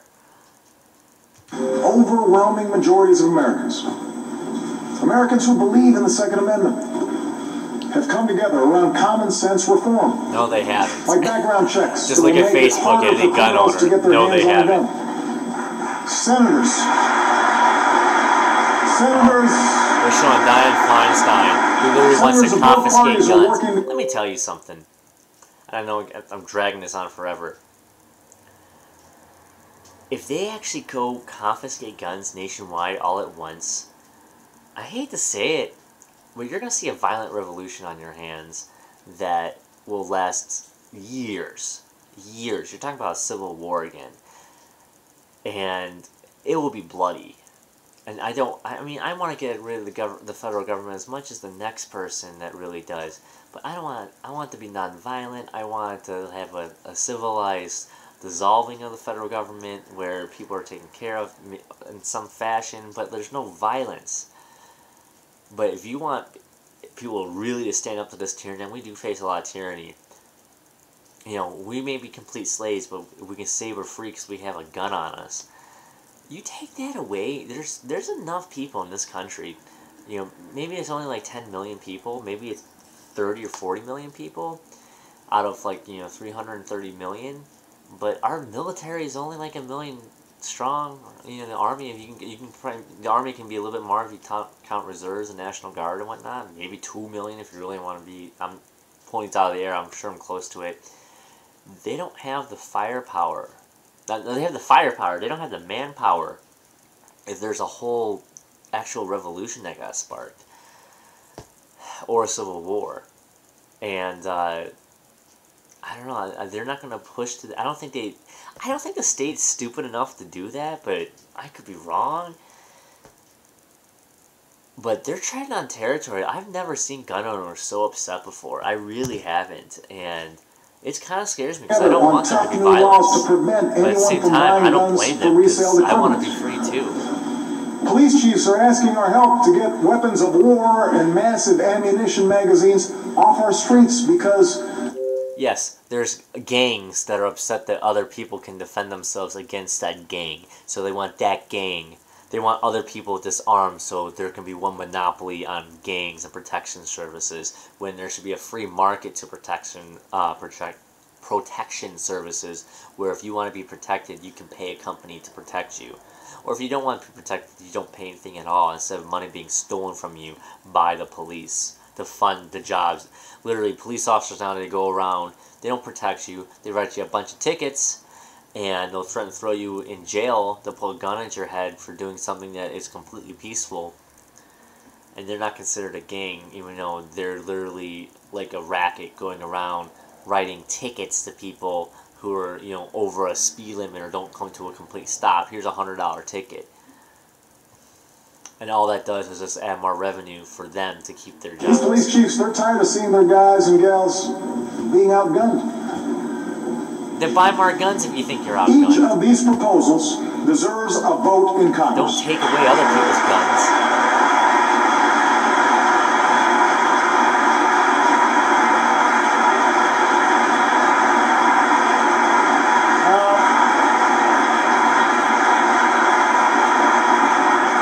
If you want to vote no, that's your choice. But these proposals deserve a vote. No, they don't. Because in the 2 months since Newtown, more than 1,000 birthdays, graduations, anniversaries have been stolen from our lives by a bullet from a gun. More than 1,000. You do realize he kills thousands of people a year with war overseas. I mean, since Obama's become president, he's literally had robots in the sky called drones over Pakistan and other Middle Eastern countries, raining Hellfire missiles down on suspected targets, which have huge collateral damage, taking out entire families. He's basically personally ordered the killings of, last time I checked, it's well over 150 kids. Like, kids. And we're talking about one school where some psycho on a bunch of drugs shot it up. When he is a completely, sane person bombing families overseas. Literally bombing them. People he's never met. It drives me insane that this man has this much power to bomb. I mean, I then look at that. He's ordered assassinations of American citizens that were overseas. 3 people, specifically 2 of them, Anwar al-Awlaki and his son. All right, they're both born in the United States. Anwar al-Awlaki born in New Mexico. His son was born, who's only 16 when he was assassinated, was born in Denver, Colorado. And this man first ordered a drone strike on Anwar al-Awlaki, who also died at the Pentagon months after 9/11, if you want to go in the conspiracy route. Ordered his assassination, released no information, only because he was so-called one of the leaders of Al-Qaeda. I mean, at the end of the day, though, he was just speaking out against the government, which I'm doing right now. Well, I'm going to be droned now because I'm speaking out against the government. And he then had his son assassinated in a separate attack. A separate attack afterwards had his son assassinated with a drone. He sent a drone over him and blew him up. No evidence was ever put forward as to why he has the ability to kill American citizens.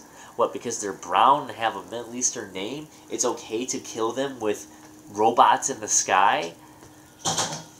One of those we lost. But yeah, he's got to take our guns, because we're the dangerous ones. She was 15 years old. She loved fig Newtons and lip gloss. She was a majorette. She was so good to her friends, they all thought they were her best friend. Just 3 weeks ago, she was here in Washington with her classmates, performing for her country at my inauguration.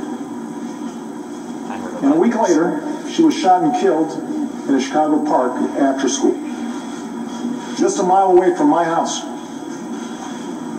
So he's using a dead kid are in this chamber tonight, to literally more than 24 Americans. He's using a dead kid to make him look good to steal other people's guns. They deserve a vote. It's disgusting. And then rallies democracy on it too. Absolutely disgusting. And the parents are clapping that the president's using their daughter's death as something, a reason to steal from other people. We live in a sick society. Gabby Giffords deserves a vote. Oh yeah, Gabby Giffords as well. The families of Newtown deserve a vote. The families of Aurora deserve a vote. Just because you've had something horrible happen to your life doesn't mean that you can vote to take something from somebody else you've never met. And to use threat... I mean, if you're going to take away guns, how are they going to do that? They're going to do that by having people with guns steal guns from other people. And then the government would be the only ones with the guns. You can't solve gun violence with more gun violence. It's absolutely asinine. Oak Creek and Tucson and Blacksburg and the countless other communities ripped open by gun violence, they deserve a simple vote. I'll be honest, if I was one of these families where the president is listing one of my family members that got killed as a reason to steal from other people, I'm furious just hearing that. If I was one, I don't know what I would do. Will not prevent every senseless act of violence in this country. In fact, no laws, no initiatives, no administrative acts will perfectly solve all the challenges I've outlined tonight. But we were never sent here to be perfect.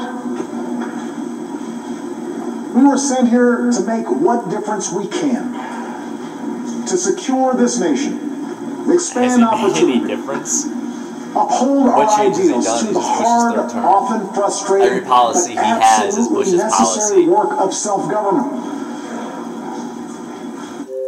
I'm an advocate for self-government. I don't know why he's even referencing it. It has nothing to do with statism. Self-government is the absence of a state. I rule myself. I don't believe anyone else rules me. Neither should you. We were sent here to look out for our fellow Americans, the same way they look out for one another, every single day, usually without fanfare, all across this country. We should follow their example. We should follow the example of a New York City nurse named Menchu Sanchez. When Hurricane Sandy plunged her hospital into darkness, she wasn't thinking about how her own home was faring. She's sitting next to her mind Obama's was wife, on the 20 precious newborns in Obama's her wife care and and the Biden's rescue wife. plan she devised that kept them all safe. We should follow the example of a North Miami woman named Desaline Victor.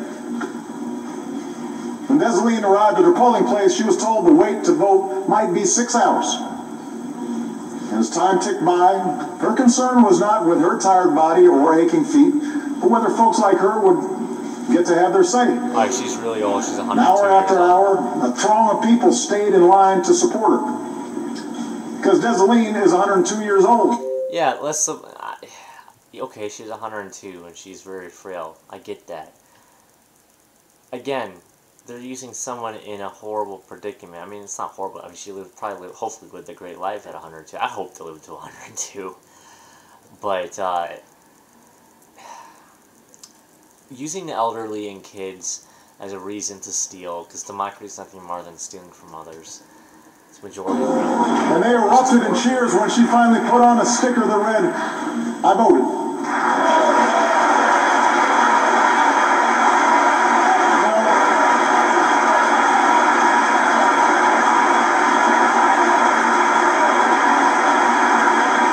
Propaganda. They're all clapping for this old woman that voted. You know, well, she voted to keep this tyranny going, so let's give her a clap because she's working with the rulers to rule over other people, and that's something that we need to support. I feel for her. I really do. I feel for anyone else that thinks this is a great idea.